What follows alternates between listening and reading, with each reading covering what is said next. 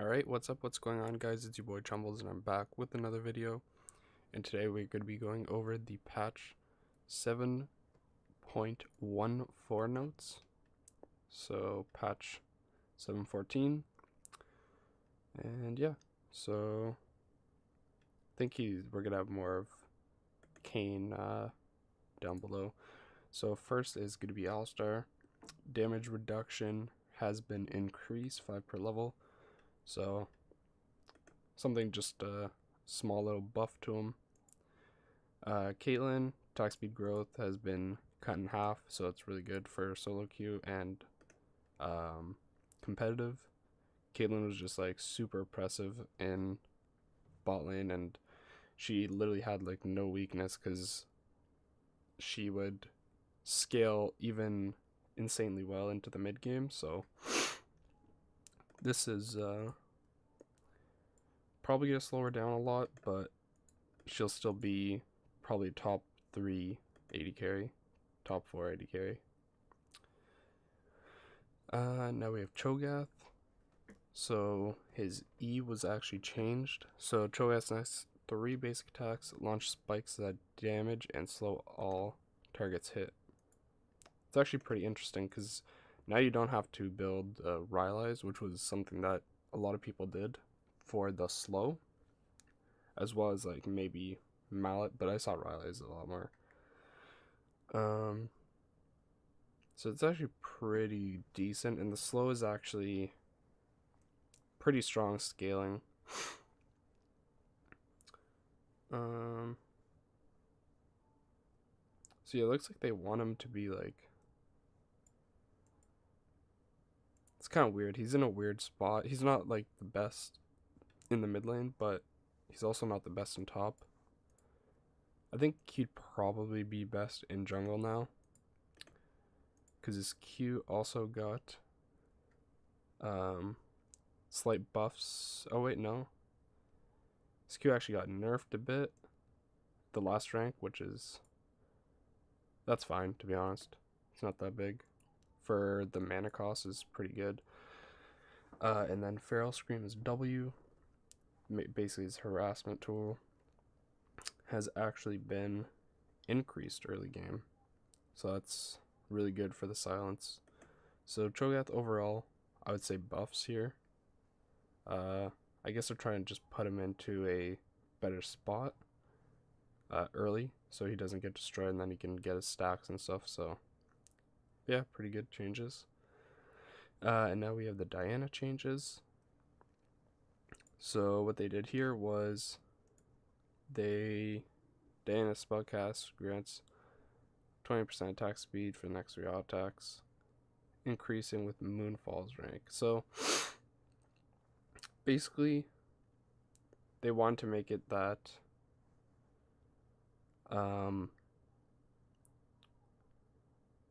her passive will be better with her E. Essentially they want to make it like coexist or whatever, and just like work off each other. So definitely not bad. Mana restore. Restores mana equal to 15%. That's actually really good, to be honest. That gives her a really good sustain. And her Crescent Strike has also gone down quite a bit in the early game for CDR. And mana down on her W as well. Wow, she actually received some really big buffs right there. And then you have her Moonfall, which is her new attack speed steroid, and it's 50, 60, 70, 80, and 90 per level, so it's really strong. I can see like split push top Diana kind of making a comeback. Saw it a bit in like, I think it was like season 4 or 5, as well as maybe attack speed jungle Diana, because you don't even need blue buff to actually sustain, because 15% of your ability power, you're getting quite a bit of mana back, and considering the W mana cost actually went down early game, that means you like transition super good into the mid and the late game. So yeah, just something to, I guess, look out for. And then we have Fiora. So our bonus movement speed has actually been lowered, thank God, for her passive. It's really good. She was just way too strong. Like, she just had too much in her kit. So this is good to set her back a bit. And then removed. Grand Challenge no longer grants duelist dance movement while near the target. So essentially they make it harder for you to hit the Grand Challenge, which is really good because it's such a strong ability. You know, something that does true damage and then also heals her every time you hit it, a vital, and then also heals in the area where if she kills you. Like, it's pretty strong. So good little nerfs there to set her back just a bit, but not push her too far out of being playable. Now we have Garen, whose passive has actually been changed. So basically they want him to actually use his passive. So regeneration increases to 4 to 16% maximum health per 5 seconds when Garen is below 2550 max health. Okay. So essentially they want him to be able to sustain earlier and understand that, like, how to use your passive, but they also don't want it to be like broken when you have a bunch of items and then you just, if you're not even under a certain amount of HP, that you just go like crazy and heal everything. So pretty good. W, yeah, whatever, quality of life. Now grants Garen 6% damage reduction and tenacity, returning to the normal 30 range. Wow. So that's actually really good. So essentially Garen never needs to build a Merc Treads. And then you have his E, which has actually gone up in total damage at all ranks. So overall, Garen, really big buffs. I think you'll see a bit more of him, but he's also one of those champs that people find just boring. So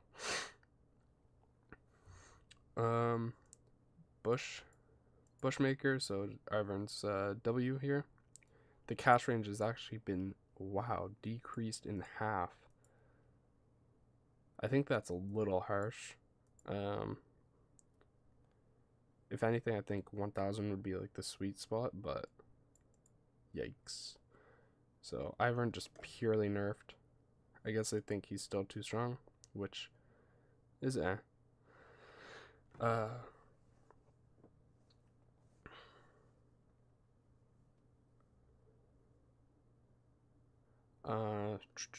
so W for Rammus has been cut in half. The self-slow that he had, where he would proc W, and I believe it was like, while you're in W, you're like hella slow, you can't move basically.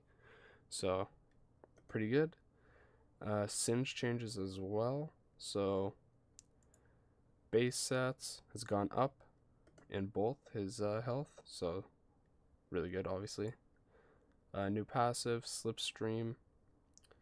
When Singe passes within 225 range of a champion, he drifts off them, gaining 20% bonus movement speed for 2 seconds. This effect has a champion unique 10 cooldown, or 10-second cooldown. So basically they want him to be more of a team fighter rather than split push.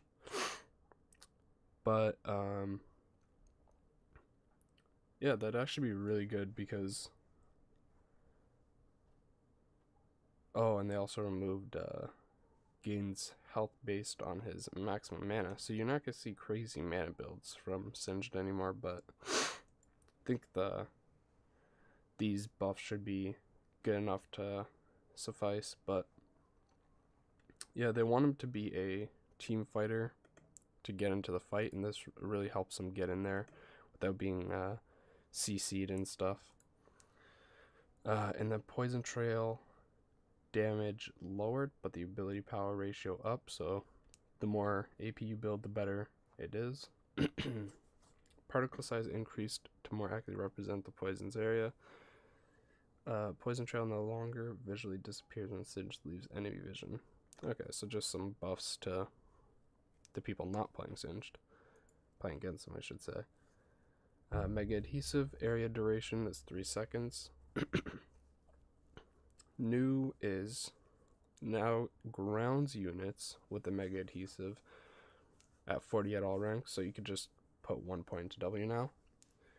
But that means it's basically like Cassio's W, or yeah, her W, where like you can't flash while you're in it, so it's really really good.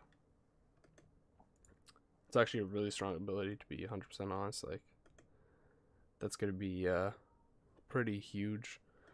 Fling mana has gone down in the early game, so quality of life, and his R has not been changed, so bonus stats has gone up, and the mana cost has gone down. So I think really good changes to Singed.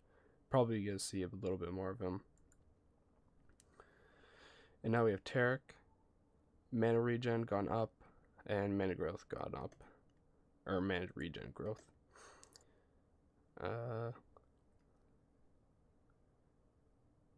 Okay, so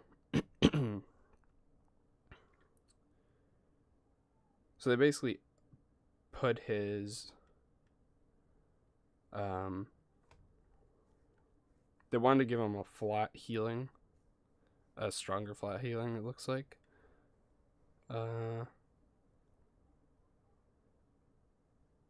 And max charges 3 at all ranks, so 1, 2, 3, 4, 5. Okay, so it scales better. Cost has gone up in the early game and lower, and then lower in the late. It's really good. Cooldown is 3 seconds. Okay, so basically his Q, they want him to build tanky, but also be useful early game, basically. So his E is 100. Wow, he actually got pretty insane buffs to his E damage. His cooldown actually scales down now, which was really good. Stun duration is 1.25 at all ranks, so kind of weird. You're probably just gonna max your Q, is what I would assume, but I don't play him, so. Yorick. Mistwalkers now attack immediately upon landing from the E jump. So his ghouls, or his minions or whatever that you get from your Q. And then Mistwalker base damage has been changed to 2 to 100 rather than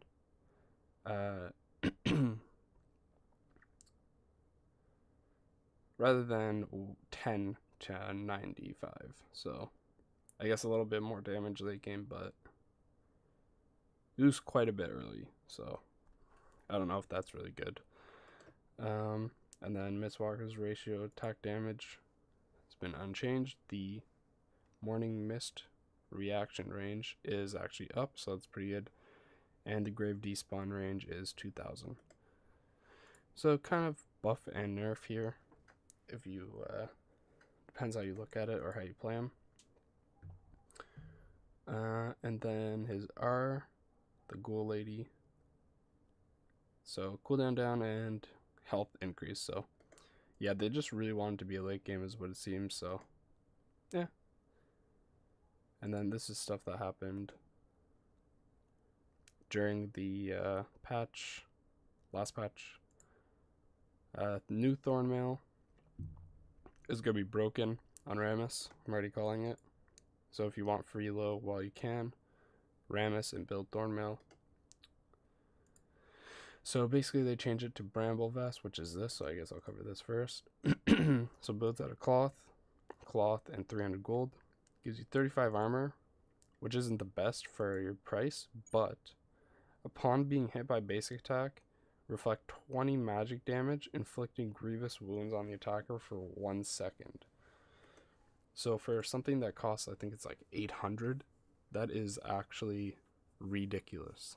So, oh wait, is it this? Oh no. But yeah, I think it's like 800 or 1,000 or something like that. And then you have the upgrade, which is Thornmail, and the price has gone up, but it's builds out of Bramble Vest, Ruby Crystal, Warden's Mail, plus 400 gold, gives 250 health, 75 armor. Upon being hit by basic attack, reflects 25 up to 10% of your bonus armor. Okay, so remember Rammus, the more armor you build, the more AD he has. So you're stacking armor on Rammus anyways. So this makes it just so much better, because now the more armor you buy, the more damage you're going to be doing, basically like ×2. And then you have the grievous wounds for 1 second again. But you also have this unique passive. When hit by basic attacks, cripples the source's attack speed by 15% for 1 second. So that's basically Frozen Heart and Thornmail put together with grievous wounds, which is absolutely disgusting. So Rammus, Thornmail, broken. So if you want free low, play this. I'm probably gonna spam it. And then you have Randuin's Omen, which was changed, like the build path, which is good because it was garbage before. Yeah, whatever. So now you have lethality, something that's really interesting. So they want to change it to make it so that they are more about snowballing now. So, and picking which lethality item is better for your situation. So Headhunter, after killing an enemy, your next base damage will do to all enemies. It hits 30-second cooldown. So basically, along with Poacher's Dirk, which could actually be good on some assassin junglers, if you're, say, Kha'Zix, and you Q smite the big wraith and kill it in one shot, or if you don't, doesn't matter if it would be super low anyways. You can W the rest of them, and it'll basically, I think, I didn't actually test this, but I think it actually might one-shot them all.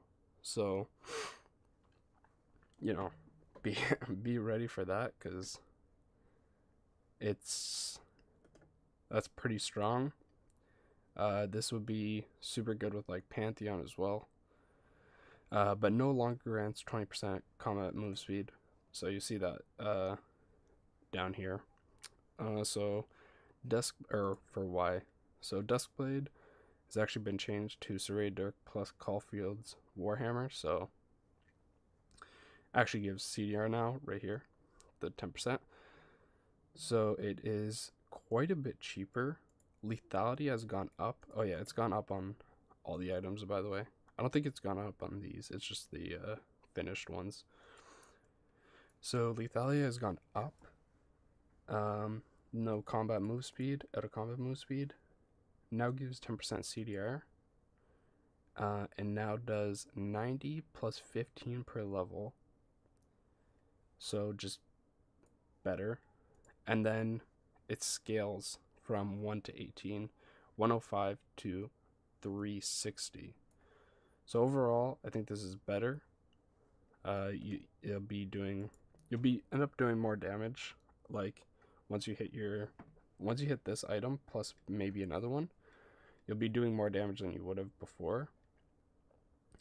And now you have Night Stalker now slows the target for 99% for 2.5 seconds. So really good for assassins because you want to stick on them and make sure you kill them.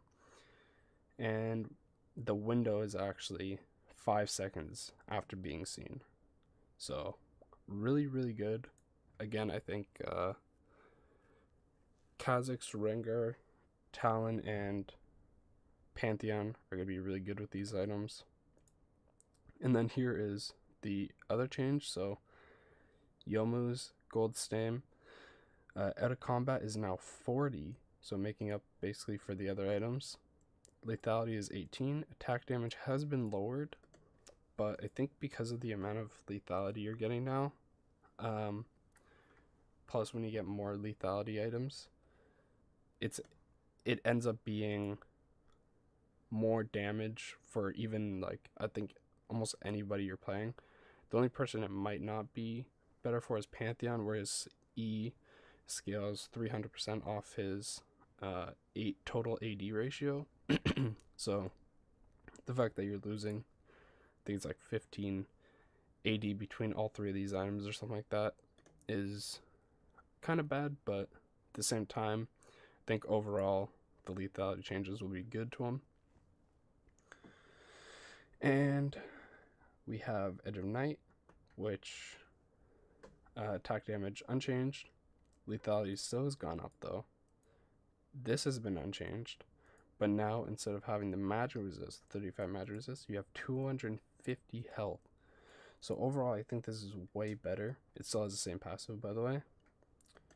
So I think this is just better for overall anybody that uses the items. Oh, and by the way, lethality now scales off your level, not the person that you're hitting. So that's going to be super strong for the junglers and solo laners, where they could roam bot, and bots could be like a couple levels below. So like I said, they really want you to, I guess, snowball before the late game. And then vision changes.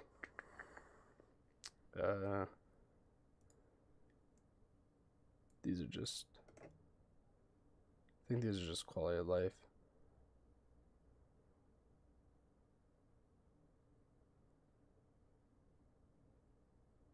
Yeah.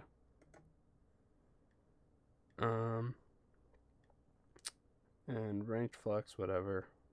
Don't play that.